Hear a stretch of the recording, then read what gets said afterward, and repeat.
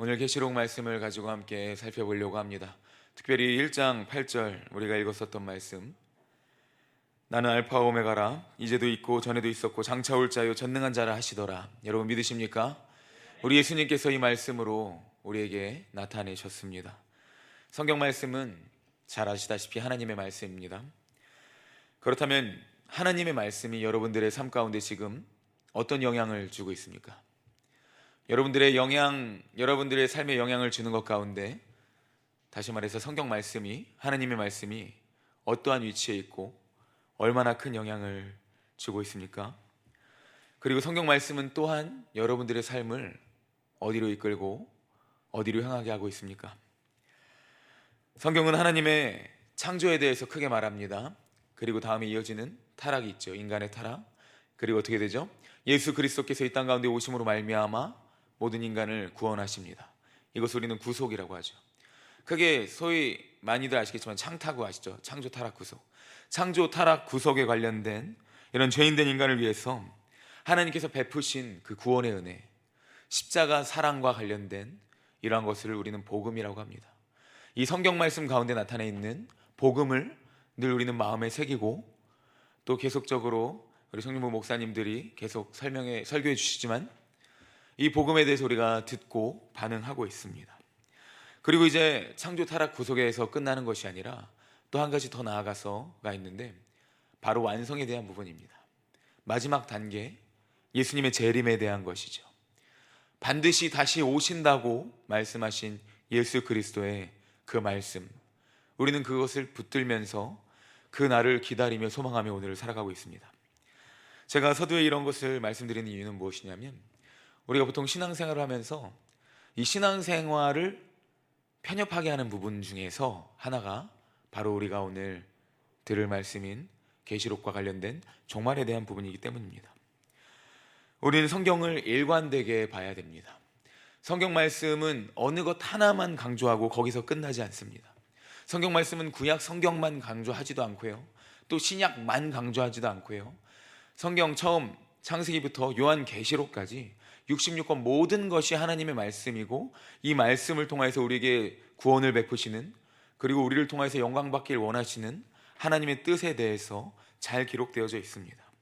한마디로 창조에만, 또 타락에만, 구속에만, 또 미래적인 완성에만 우리가 편협하게 그 어느 것 하나만 보는 것이 아니라 전체적으로 일관된 통일성을 가지고 우리가 성경을 바라보고 또 동시에 우리의 삶을 살아갈 필요가 있다는 것이죠. 우리는 소위 이제 마지막 때라고 하는 것을 종말이라고 합니다. 그리고 이것을 신학적으로, 학문적으로는 종말론이라고 하죠. 구약에도, 그리고 복음서에도, 신약 성경에도, 바울 서신에도 이러한 종말에 대한 부분은 계속적으로 선포가 되어지고 있습니다. 우리가 알든지 모르든지 간에, 깨달았든지 못 깨달았든지 간에 종말에 대한 부분은 성경 말씀 가운데에서 계속적으로 선포되었습니다. 이러한 종말에 대한 것들을 소위 스타트하게 하신 분이 누구일까요? 예수님이에요. 예수님이 하늘로 올라가시면서 오신다고 약속하셨습니다. 그 약속한 때를 우리는 기다리며 살아가고 있는 것이죠. 그렇다면 여러분은 이 종말에 대해서 어떻게 반응하십니까? 또 이러한 종말이라는 것을 삶 가운데 어떻게 적용하고, 또 혹시 생각은 하고 있는지 한번 묻고 싶습니다. 이러한 종말에 대한 것이 남의 일일까요? 누군가의 일일까요?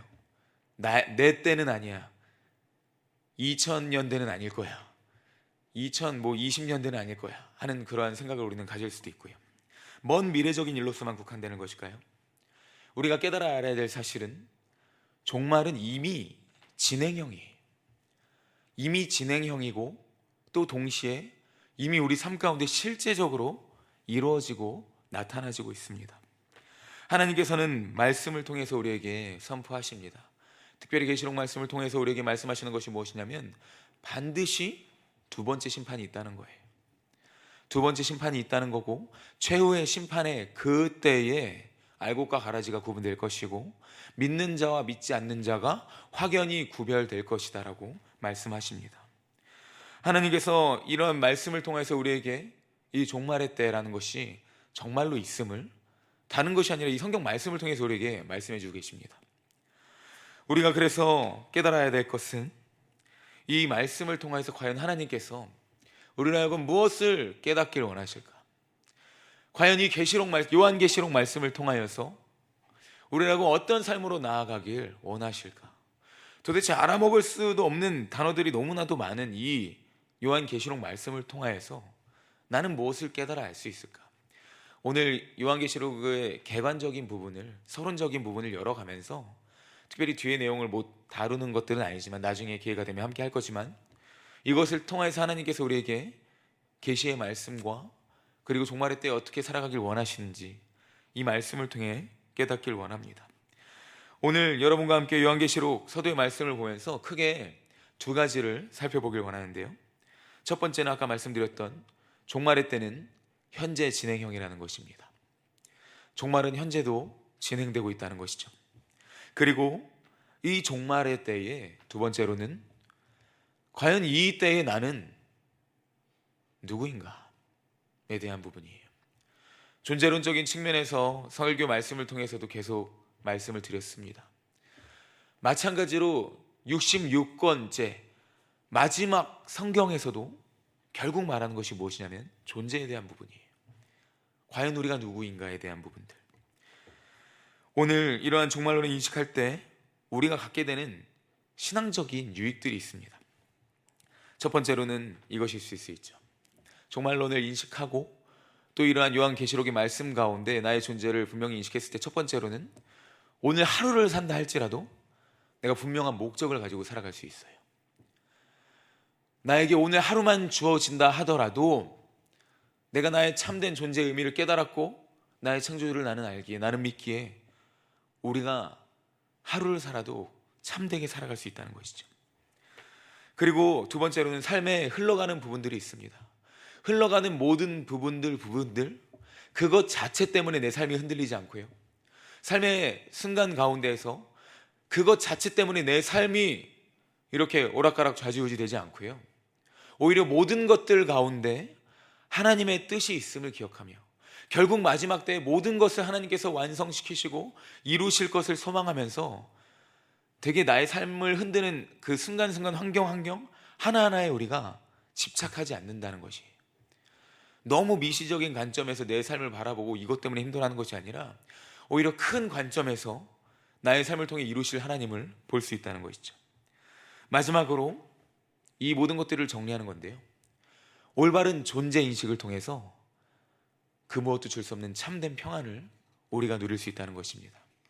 저는 바라건대 여기 계신 모든 분들, 우리 청년들, 이 참된 평안을 이 시대, 이 때에 누리며 살아가시길 예수님 이름으로 축복합니다. 이러한 요한계시록 여러분 잘 아시겠지만 사도 요한이 쓴 글입니다. 학자들 중에는 다른 이야기도 하지만 그러나 명확합니다. 사도 요한이 반모섬으로 유배되었을 때 그곳에서 하나님으로부터 환상을 받고 그 환상에 대한 부분을 쓰는 것이죠. 요한계시록 22장을 보면 사도 요한도 마찬가지로 이렇게 말합니다. 내가 이것을 쓰는 저자가 아니라 오히려 자기도 수신자다라는 것을 말하고 있어요. 그러니까 한마디로 이것은 무엇을 증명합니까? 요한의 말로 요한이 쓴 것이 아니라 이것 자체가 하나님의 말씀이라는 거예요. 어떤 사람이 이렇게 우리 흔히 판타지 소설이죠. 이 판타지 소설이 대부분 요한계시록에서 영감받은 것들이 많은데 그런 사람의 두뇌로 쓴 것이 아니라 요한 자체도 나는 수신자이다 라고 그러한 뉘앙스로 말을 합니다. 하나님께서 우리에게 이 말씀을 주셨습니다. 이 내용들을 보면 이해할 수 없죠. 환상에 대한 것들, 용, 아마겟돈, 천년왕국, 백마탄자, 두 번째 심판, 새하늘과 새 땅, 어린 양의 혼인잔치 등등 참 우리가 상상으로도 그리기 힘든 여러 가지 것들이 많이 나오고 있습니다. 그런데 제가 이것을 말씀드리는 이유, 여러분 이 모든 것도 하나님의 말씀입니다. 여러분 믿으십니까? 요한계시록에 나오는 모든 표현, 모든 말씀도 하나님의 말씀이라는 거예요.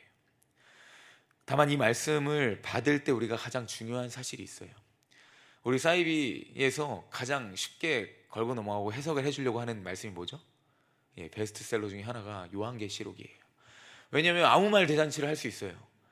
이게 쉽게 설명할 수가 없기 때문에 그냥 아무 말 대잔치로 막 하면은 맞아떨어지는 것 같고 사람으로 하여금 맞게 하고, 특별히 막 백마 탄 사람이 온다 할 때 우리 예전에 연 목사님께서 이제 사이비 2단 강의해 주셨을 때 그 이만이라는 분이 백마를 타고 있었죠. 막 그런 분들, 그런 것들을 막 보여주기도 하고요. 여러 가지 자신의 것들로 다 가지고 와가지고 이긴 자가 여기서 다른 것이 아니라 뭐 다른 두 번째 선지자가 오고 예수님 다음으로. 그러나 제가 여기서 이 말을 하는 것은 무엇이냐면요, 정리해 드리려고 하는데요, 성경 첫 번째부터 66권까지가 다 하나님의 말씀이라고 했습니다. 성경 말씀은 전체가 일관되게 단 한 분, 오직 한 분께만 집중하고 있는데 누구일까요? 오직 예수 그리스도이십니다. 요한계시록도 마찬가지입니다. 어떠한 해석으로도 어떠한 것으로도 예수님이 아닌 다른 것으로 가면 이단 사이비예요. 여러분들에게 중요한 팁으로 알려드리니까 꼭 기억하시고, 결국 예수님으로 귀결되고 결국 다시 오실 예수님을 바라보게 하고 결국 그 예수님 가운데 우리의 존재를 깨닫게 해주는 성경 말씀인 것이죠. 성경 말씀은 오직 예수 그리스도의 복음입니다. 그래서 이제 돌아오면 오늘 요한이 수신하에 기록한 이러한 계시록을 받는 수신자들이 있었습니다. 계시록은 1세기 당시 이제 당대의 패권을 쥐고 있던 이제 로마의 속국이라고 할 수 있죠. 속국이면서 동시에 속주라고 할 수 있는 지금의 터키의 이제 서쪽 지역, 당시에는 이제 아시아에 있는 7 교회들한테 편지한다고 말하고 있어요. 아시아라고 말할 것 같으면 지금의 이 큰 아시아가 아니라 터키 서쪽에 있는 이제 아시아 지도, 조금 이렇게 고급 성경에는 지도 보면 뒤에 나와 있어요. 지도, 아시죠? 거기 보면 터키 왼쪽에 아시아가 있어요. 참고사항으로 뭐 나중에 찾아보셔도 되고요. 아시아에 이제 대표하는 7 교회들이 있었습니다. 당대 초대 교회들이 많이 있었어요. 그런데 교회를 대표하는 7 교회들, 조금 달리 해석하면 지금 이 시대를 그리스도인들을 대표하는 7 교회들에게 하나님께서 오늘 말씀을 주시는데요, 우리 4절에 보시면 이제 7 교회가 있어요. 에베소, 서머나, 버가모, 두아디라, 그리고 라오디게아, 빌라델베아, 빌라델베아, 이런 4대 교회까지 해가지고 이런 교회 7 교회가 있는데, 이 교회들한테 왜 편지를 하느냐? 1장 11절 말씀을 잠시 보실까요? 요한계시록 1장 11절 보시면, 이르되 내가 보는 것을 두루마리에 써서 에베소, 소모나, 버가모, 두아디라, 4대 빌라델비아, 라우디게아 등 7 교회에 보내라 하시기로 예수님께서 말씀을 주셨어요. 예수님께서 이 말씀을 주셔서 보내라고 하셨습니다. 이 교회들로 말할 것 같으면 교회들을 대표하고 또 우리 성도들을 대표한다고 할 수 있습니다. 그리고 이제 3절 말씀을 보면 궁극적인 목표가 나오는데요, 무엇이냐? 1장 3절에 보면은 결국 기록한 것을 지키는 자는 복이 있나니 때가 가까움이라. 결국 지키라는 것입니다. 너희가 듣고 지켜서 기억하고 살아가라 하는 것이죠. 요한의 계시는 무시무시한 그저 어떠한 종말의 심판, 그저 무시무시한 말씀으로 끝나는 말씀이 아닙니다. 이 말씀은 영적 전쟁의 시기, 지금으로 말할 것 같으면 영적 전투, 이미와 아직 사이의 중간기입니다. 어떤 영화 제목에서처럼 중간기의 전투예요. 악과 선의 대결이에요. 이미 이루어진 승리 가운데에서 그러나 최종적으로 완성될 단계에, 그 단계를 우리는 기다리면서 이 중간 시대에 우리는 살아가고 있는 것입니다. 누구와 함께? 성령님과 함께. 예수 그리스도의 초림과 재림 사이에 우리는 지금 살아가고 있습니다. 다시 오실 그리스도를 바라보면서 완성될 하나님 나라를 바라보며 소망하며 다시 오시겠다고 약속하신 그 예수님을 기다리며 살아가고 있는 것입니다. 그리스도의 죽음은 이미 악에 대한 결정적인 승리를 하셨어요. 이미 죄악의 통치로부터 승리하셨어요. 그러나 다시 오실 그 날까지는 아직까지는 잔존하는 악한 영적 세력들이 있습니다. 그때까지 우리는 이미 얻은 승리 가운데에서 성령님과 함께 영적 전투를 하며 살아가야 하는 존재들이에요. 그래서 우리가 왜 예수 믿었는데 맨날 무너져요? 왜 예수 믿었는데 저는 이렇게 죄악의 시련 가운데서 있죠? 아직은 우리가 완성되지 않았기 때문이에요.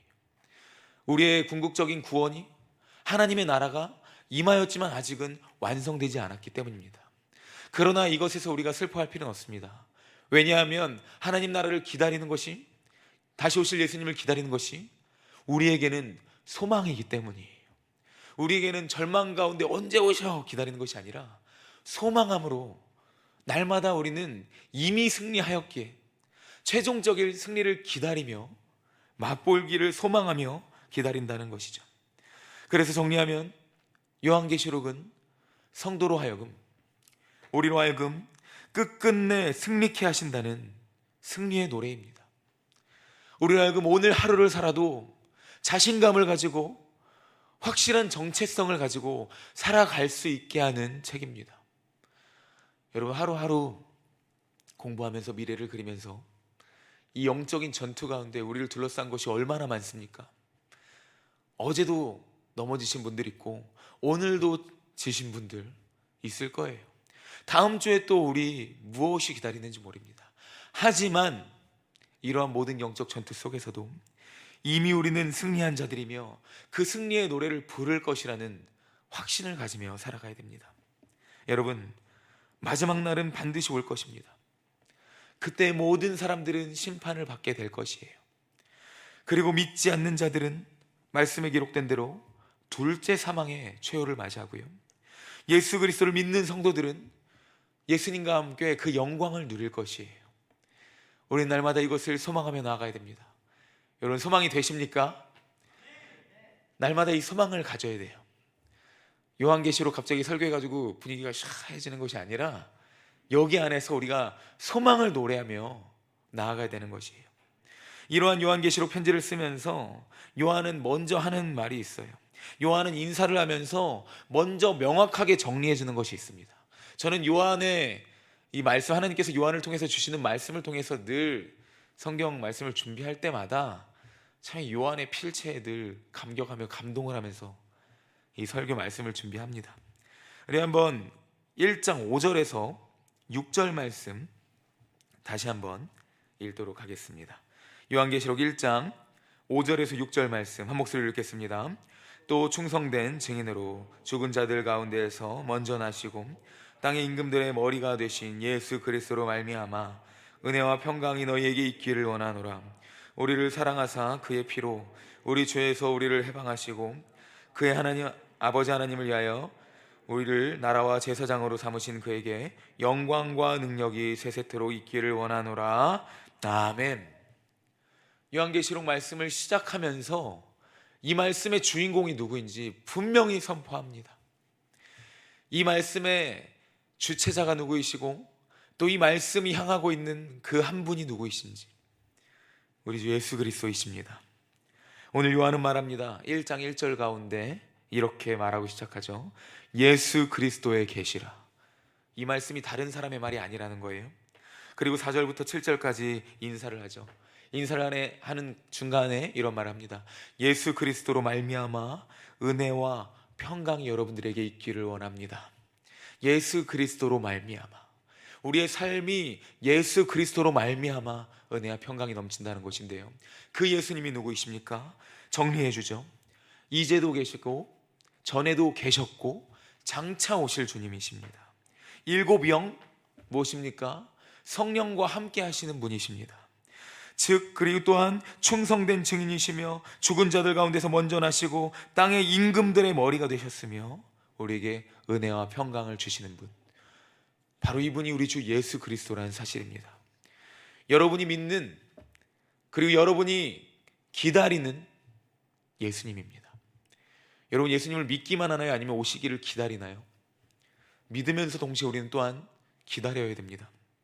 우리가 기다리는 예수님이 이러한 분이신데, 이 예수님께서 그 십자가 보혈, 은혜와 사랑으로 우리를 죄에서 해방하셨다고 합니다. 예수님에 대한 확증과 더불어서 우리로 하여금 우리의 존재를 깨닫게 하죠. 오늘 말씀은 우리를 너무나도 사랑하셔서 그 하나님의 사랑과 은혜로 말미암아 우리를 어떻게 하게 하셨냐, 자신의 피로 우리를 우리 죄에서 해방하셨다고 합니다. 죄에서 우리를 해방시키신 하나님, 원래는 죄악의 노예였지만 이제는 모든 죄악의 사슬을 끊으시고 죽음에서 생명으로 우리를 이끄신 그 하나님, 우리 주 예수 그리스도, 아버지 하나님을 위하여서 예수님이 우리를 누구로 삼으셨다고 합니까? 나라와 제사장으로 삼으셨다 말하고 있습니다. 우리 주 예수 그리스도께서 여러분을 하나님께 영광을 돌리게 하기 위해서 나라와 제사장을 삼으셨대요. 누구를 나라와 제사장으로? 바로 나 자신이에요. 맞습니다. 여러분 한 분 한 분 여러분 자신을 예수 그리스도를 위해서 나라와 제사장으로 삼으셨다고 합니다. 인사를 쓰는데 왜 갑자기 이런 말을 하는 걸까요? 우리는 여기서 또 두 가지를 알고 넘어가야 되는데요. 한 가지는요, 오직 예수 복음이라는 그 복음의 진리를 위해서입니다. 오직 예수 복음. 요한계시록 오직 예수 복음을 위한 죄. 요한계시록 말씀 오직 예수 복음의 하나님 말씀. 두 번째 무엇일까요? 그 오직 예수 복음 안에서 나는 누구인가 하는 것을 다시 한번 외치는 것입니다. 종말의 때에 믿음이 흔들립니다. 세상이 흔들리고 어렵다고 하는 이 시대 가운데에서 우리는 이 큰 두 가지를 깨달으며 나가야 됩니다. 오직 예수 복음과 그 오직 예수님을 믿는 나에 대해서. 그러면 우리는 예수 그리스도께서 나를 나라와 제사장으로 삼으셨다라는 그 말이 무엇인지 조금은 깊게 깨달아 나아가야 합니다. 먼저 여기서 나라라는 말은 이제 바실레이아라는 헬라어인데요. 이것을 동의어로 말하면 결국 왕이라는 부분이에요. 왕이라는 것이죠. 여기서 성경 말씀 가운데서 우리가 아까도 읽었지만 우리를 이제 임금들로 왕으로 삼으신 하나님이다 라는 것을 우리는 깨달아 알 수 있는데요. 이제 왕은 곧 한 나라를 의미합니다. 한 나라는 곧 왕을 의미합니다. 전쟁에서 왕이 죽으면 그 나라는 끝납니다. 전쟁에서 한 왕이 속국이 되어서 다른 나라의 꼭두각시 왕이 되면 그 나라 자체도 결국 유명무실합니다. 이처럼 왕의 존재는 중요한 것이죠. 왕은 곧 나라를 의미하고 나라는 곧 왕을 의미합니다. 베드로전서에서는 이렇게 말하죠. 너희는 왕과 같은 제사장들이다. 하나님께서 우리를 이처럼 왕으로 한 나라로 삼으셨음을 믿으시길 축복합니다. 먼저 우리가 이러한 분명한 인식이 필요합니다. 그의 아버지 하나님을 위하여서 나를 한 나라로 삼으셨다. 곧 나를 왕으로 삼으셨다. 내 인생을 위하여서 나를 왕으로 삼으신 것이 아니라 그저 나의 잘됨을 위하여서 나를 왕으로 삼으신 것이 아니라 아버지 하나님을 위하여 왕으로 삼으셨다는 분명한 존재인식 우리 가운데 있어야 하는 것입니다. 그렇다면 이러한 존재인식 가운데 우리의 삶이 어떠해야 하는가? 우리가 많은 신앙인들이 하는 착각이 있습니다. 그저 예수님을 믿는 것이 삶의 끝이라는 것, 예수님을 믿음으로 말미암아 끝난다는 것 아니라고 했습니다. 사도행전이 시작되려면 삶이 있어야 한다고 했습니다. 믿음으로 끝나는 것이 아니라 이제는 하나님이 나를 나라로 왕으로 삼으셨으니 하나님의 나라답게 하나님의 왕답게 살아야 될 우리의 의무가 있고 책임이 있는 것이죠. 로마서 6장 18절에서 우리가 죄로부터 해방되어서 이제는 의의 종이 되었다고 합니다. 왕과 동시에 우리는 종이에요. 기억해야 돼요.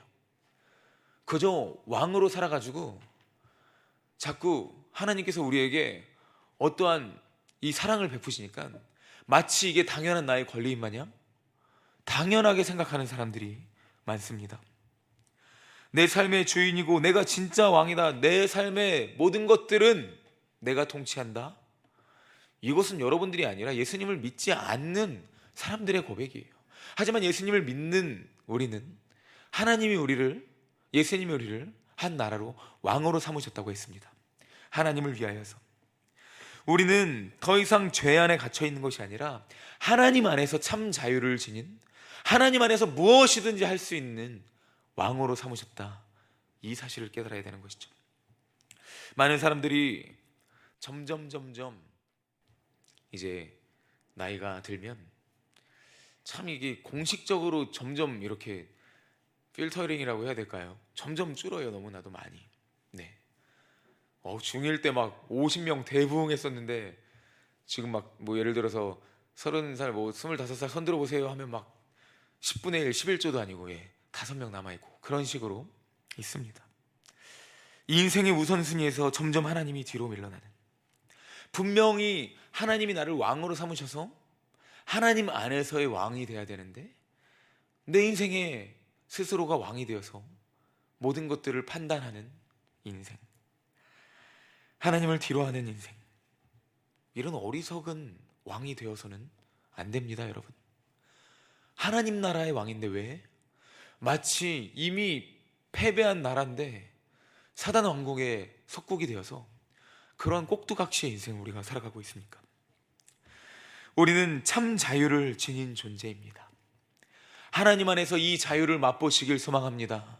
더 나아가서 동시에 모든 것을 우리는 책임지고 결정하는 존재가 바로 왕이라는 것을 깨달아야 됩니다. 예수님을 믿는 우리는 항상 깨어 있어야 됩니다. 세상의 가치관이 우리에게 무엇을 줄까요? 타락해서 영적 전쟁 가운데에서 예수님이 다시 오셔야만 완성되는 지금의 이 세상이 우리에게 줄 수 있는 선함은 무엇일까요? 어떠한 선도 참된 선은 없습니다. 여러분, 어떠한 의도 하나님이 아니면 참된 의는 없는 것입니다. 우리를 날마다 무너뜨리려 하고 있습니다. 왜냐하면 그것들이 비진리이기 때문이에요. 진리는 오직 예수님이고 진리는 오직 하나님의 말씀인데 그 예수 복음과 하나님의 말씀을 제외한 모든 것들로 우리에게 말하기 때문에 그 안에서 우리는 흔들릴 수밖에 없고 어려울 수밖에 없는 당연한 이치입니다. 우리는 이럴 때마다 생각해야 됩니다. 여러분이 왕이라는 사실이에요.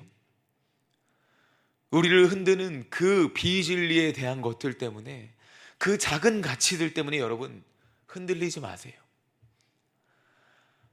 우리가 바라볼 하나님 나라가 있고 다시 오실 예수 그리스도가 있는데 마치 지금 이 세상이 이 작은 것이 이것 때문에, 이거 하나 아니면 내 인생이 망해버릴 것만 같은 그것 때문에 왕권을 포기하는 미련한 인생 살지 마세요. 여러분, 죄악이 나를 지배하도록 내버려 두지 말고 그렇게 살지 말자는 것이죠.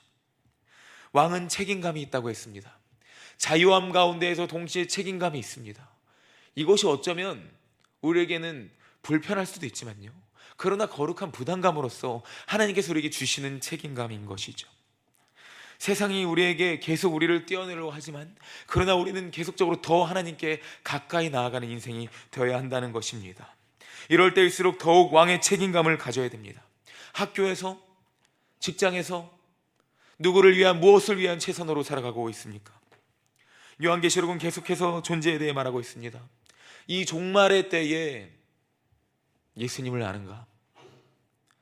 이 종말의 때에 우리가 안다고 하는, 믿는다고 하는 그 예수님이 나를 누구로 부르셨고 무엇을 위해 살게 하는지 아는가?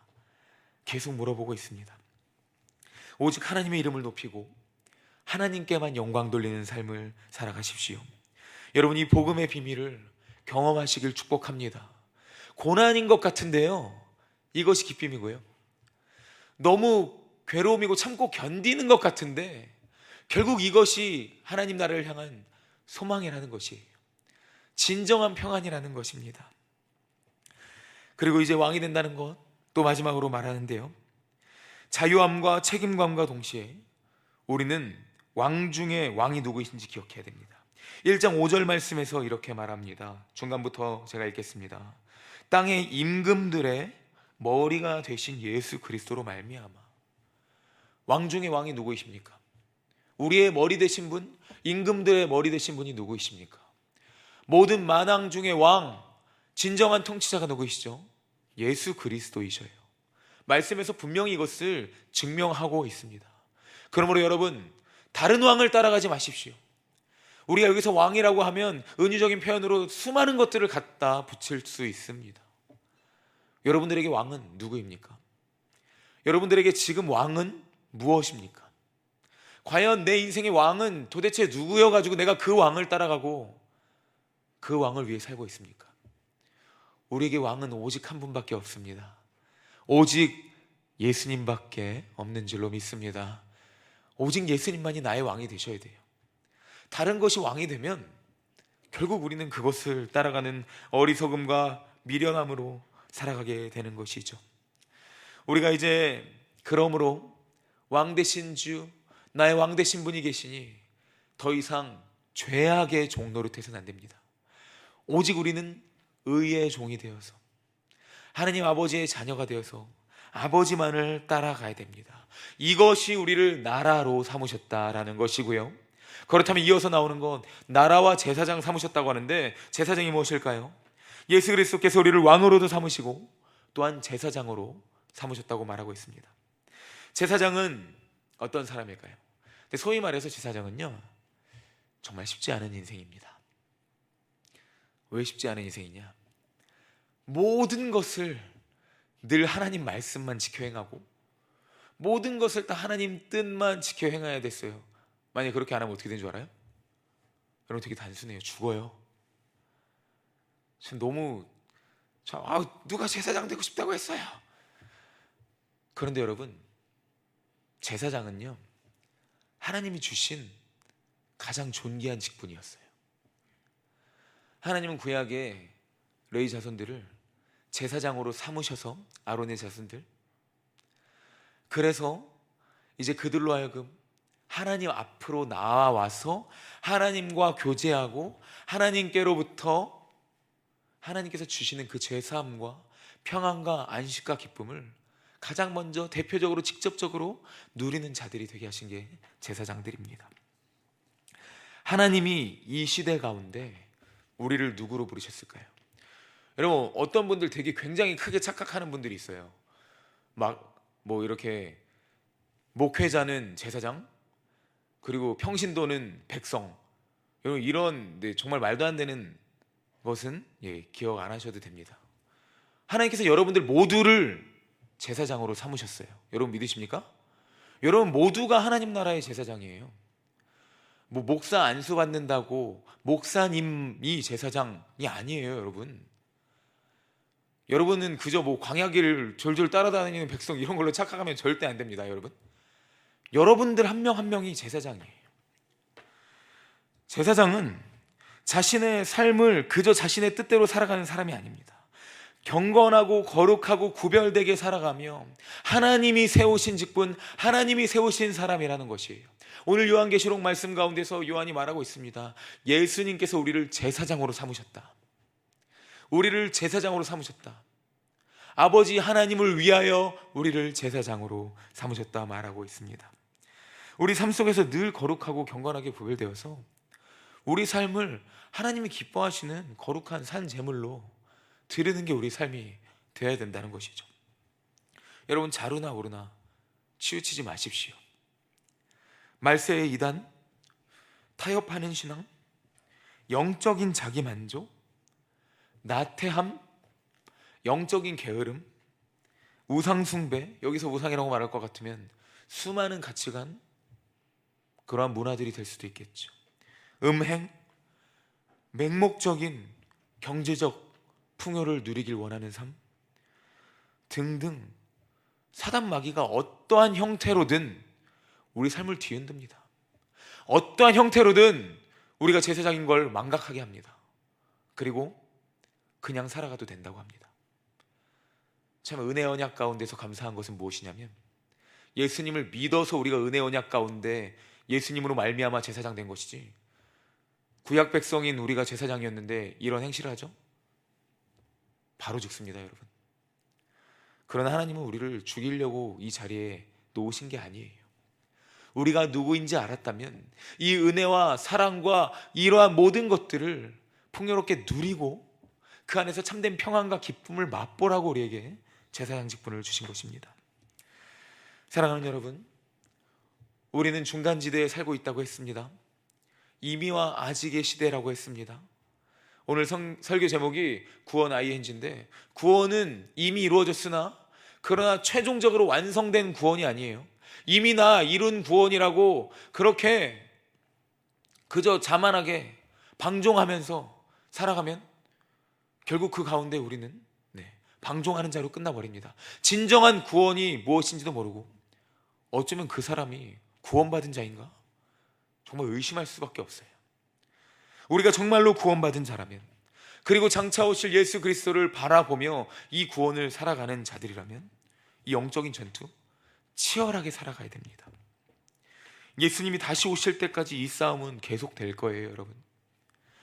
그 싸움에 대해서 요한계시록이 수많은 환상들을 통해서 나타내주고 있는 것입니다. 그리고 이 환상은 요한계시록에만 나온 것이 아니에요. 에스겔서에도 나오고요, 여러 구약의 말씀을 통하여서 이미 하나님께서 구약의 선지자들에게도 보여주셨고, 그리고 장차 오실 메시아를 통해서 이 모든 것들 승리케 하실 것을 이미 말씀을 통해서 예언하시고 예수님을 통해서 성취하셨습니다. 서두에 그리스도의 죽음이 악에 대해 어떻게 한다고 했죠? 이미 결정적인 승리를 우리에게 주신 것이에요. 그러므로 여러분, 만약에 우리가 제사장이지만 흔들린다고 했습니다. 넘어진다고 했습니다. 그러나 우리에게 나아갈 분이 있고 우리에게 나아갈 길이 있다는 사실 여러분 잊지 마십시오. 거기서 그저 스스로에게 실망하여서 자신을 포기해버리지 말고요, 우리가 나아갈 분이 누구이죠? 예수님이 승리하셨다고 했습니다. 예수님께서 그 십자가 보혈로 말미암아 이미 모든 죄악의 통치에서 우리를 건져내셨고 승리하셨다고 말씀하셨습니다. 그러므로 죄의 문제를 우리는 해결해야 되죠. 어디서 어떻게 해결할까요? 여러분, 예수님 앞으로 나오십시오. 회개하십시오. 제사장인 여러분, 죄 지으셨습니까?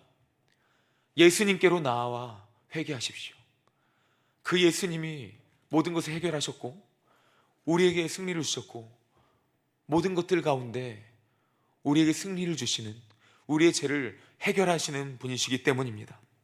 이러한 사실을 분명히 믿으시고 모든 삶 가운데서 날마다 나라와 제사장 삼으신 그 예수 그리스도의 은혜와 사랑 기억하며 아버지 하나님의 영광을 위해 살아가십시오. 이제 말씀을 맺겠습니다. 우리는 종말의 때를 살아갑니다. 하늘로 올라가신 예수 그리스도는 반드시 다시 오실 것입니다. 그리고 오늘 말씀이 7교회에 주어집니다. 대표적으로 주어집니다.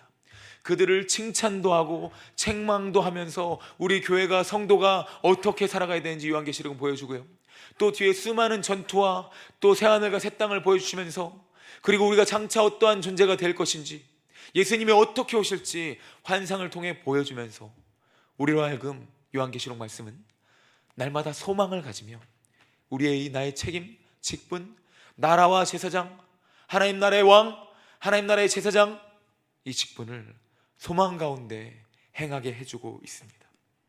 여러분, 그런데 오늘 하루를 살 것만, 오늘 하루만 살 것 마냥 그렇게 다른 것들을 위해서 치열하게 살아가십니까? 혹시 이제 God's Not Dead라는 영화, 신은 죽지 않았다라는 영화 혹시 보신 분 계십니까? 미국에서 실제 일어난 이제 정부와 기독교 사이의 마찰에 대해서 실제적인 갈등이에요. 이제 나온 지 꽤 됐는데요, 지금은 더 심해졌을 거예요 아마. 이제 사실을, 실화를 토대로 영화가 만들어졌습니다. 이제 해롤드 크론드라는 감독이 있는데요, 이 감독이 실제적으로 이 영화를 너무나도 실제적으로 만들고 싶어가지고 이제 수많은 목사님들을 찾아다니면서 이제 자문도 구하고 실제적으로 대화도 했습니다. 어떤 주제로 영화를 만들면 좋겠습니까? 근데 수많은 목사님들이 공통적으로 대답하는 것이었어요. 물론 미국 크리스찬들이지만 여러분, 우리가 방심하지 말아야 될 것은 미국의 기독교는요, 정말 우리보다 도태하거나 나태하지 않았습니다. 우리랑 똑같고 오히려 더 진심으로 하나님께 나아가는 사람들이 있어요. 그런데 그러한 미국 목사님들이 한결같이 하는 얘기가, 성도들이 도대체 자신들이 왜 교회 다니는지를 모르고 있다. 주일에 분명히 예배당에 왔다 가는데 삶 가운데서 도대체 왜 교회를 다니는지 알지를 못하고 있다. 이 종말의 시대 가운데 교회를 왔다 갔다 하는 그 안도감, 그것 때문일까요?